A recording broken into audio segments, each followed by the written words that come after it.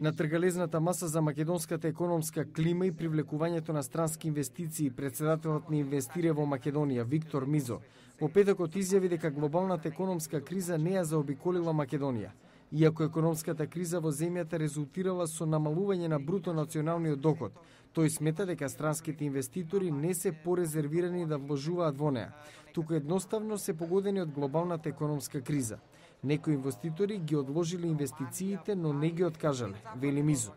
Даниел Сервер од Американскиот институт за мир на дебатата за евроинтеграцијата на Македонија рече дека очекува прашањето за разликите со името да биде решено многу одамна.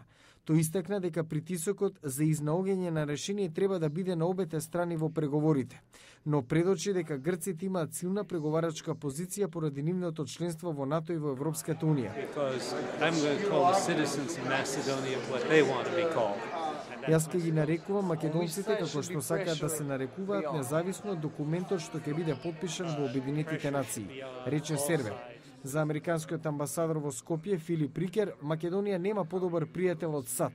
Тој пред македонската диаспора потсети дека Македонија од корисник станала придонесувач за стабилност и безбедноста во регионот.